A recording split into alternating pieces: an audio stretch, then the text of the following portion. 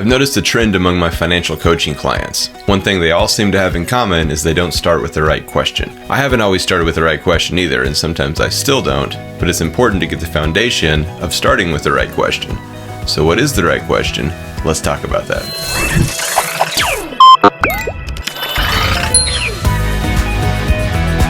Please don't forget to subscribe for more videos on money, minimalism, our travel journey around the world. We publish a new video every week. So the first question you have to ask is simple but profound. Mostly it's profound because we live in such an instant, high-speed world. But here's the first question you need to ask before you start any financial planning at all. Why do you want money?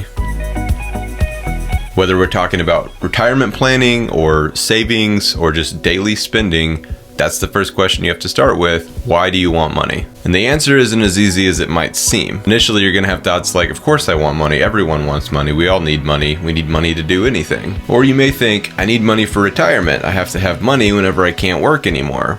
I need $1 million or $2 or $5 or $10 million. Do you though? You might not need much at all. Do you even plan to retire? Is that point ever going to come for you? Do you want it to come? What does retirement mean to you? These are all questions that stem from the why do you want money question, but that's the first question. The concept of retirement as we know it today, which is working for 20, 30, 40 years and then doing nothing, it kind of seems to be the way people view retirement now. It just means you work for a certain amount of years and then you don't do anything. You just sit on the front porch all day, you watch TV all day, you can do whatever you want, but often people's vision is that they're just going to do nothing after they're done working for their lifetime. But taking a vacation for the last quarter of your life isn't really a Christian concept, and it's actually a really new concept. Partially because the average person has only been living past 40 years old since the 18th century. One of the first accounts we have of retirement or references to the word retirement or the concept in general was in 1883. The German Chancellor Otto von Bismarck actually mandated that everyone retire after the age of 65. And that was pretty much the first time we heard about this retirement concept. Through the late 1800s and the 1900s, a lot of American companies started offering pensions, and pensions became the norm. Everyone worked for a company for a certain amount of years, the same company typically. They got a pension and then they retired. Granted, even at that time, we still weren't really living to 80, 90 years old. The fact that we see retirement as a goal to achieve as quickly as possible says a lot about our generation. And don't get me wrong, I believe in retirement insofar as financial security or financial peace or stability or whatever. Financial freedom is what it really is to me. Many of the greatest charities, churches, and even businesses were started in this retirement age at 65 or 70 years old even. It wasn't about retiring and doing nothing for 20 or 30 years. It was about doing a lot more once you reached that point. And when it comes to the numbers, you can read any major financial publication and you'll see that the numbers have been broken down into simple, easy to follow steps that everyone can do, retire in 3 steps or 5 steps. And now we have all these different ways to calculate retirement, the 4% rule and things like that say just follow this rule and you know exactly what you need and then get there and then retire and then do nothing. And the goal is always to get a certain amount of money, a nest egg, so that you can live off of that money without decreasing the value of that money. You're just living on the interest. That's the goal. What does that do? It leaves a really large sum of money whenever you die. And if that's your goal, I did a video about leaving a legacy or what your goal is to leave for your children. If that's your goal, then that's fine.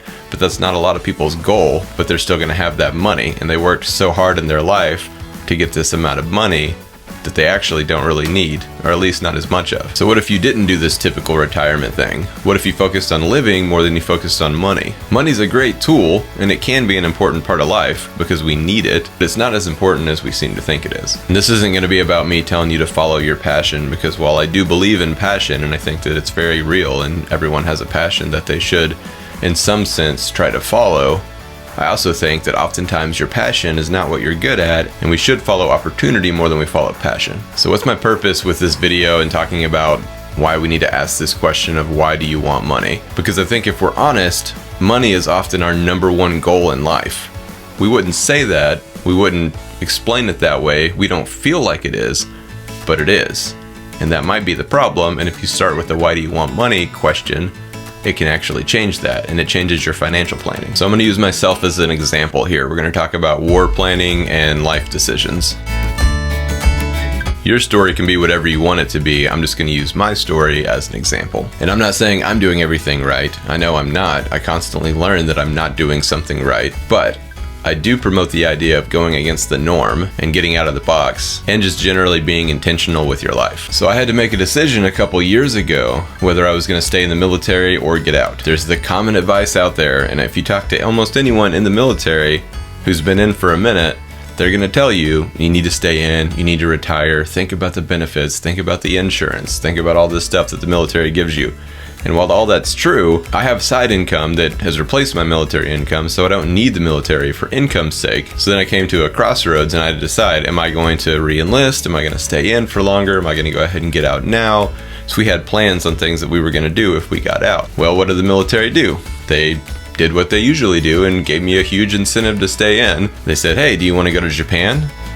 I was in Italy at the time, and I said, well, kind of wanted to get out of the military, but yeah, I want to go to Japan. And we decided, whenever they offered us this assignment, that it would be worth it for the kids to get the cultural experience of Japan and being in Asia. They had been in Europe for 4 years, and we saw what that did and how much they loved it, and they loved traveling. So we decided to go to Japan, even though that wasn't really the plan in the first place. For me, I love my job in the military. I'm a war planner. I think it can be fun at times. It's very challenging. It offers me a lot of benefits to grow, but I know I can do more on the outside. And I'm not talking about making more money or finding a civilian job that pays more. I'm talking about more impact on the world. And I figured out that I probably didn't want to stay in the military until retirement whenever I planned my first military exercise, and we had a $15 million budget that I was responsible for. I planned the whole exercise and moved 300 people and F-16s and all kinds of cargo all across the world. I moved it to Israel, and I wasn't really very fulfilled after that. I thought I would have felt amazing, and that would have been so awesome that I did that, and it was cool, it was fun, but I realized that that wasn't my calling. This isn't necessarily my life's calling. And after I'm done with this enlistment, I'll have another 8 years or so, and the common person and everyone you talk to in the military is going to say, oh, it's only 8 years, you need to stay in. And maybe I will, but I've figured out that I'll make that decision when I get there.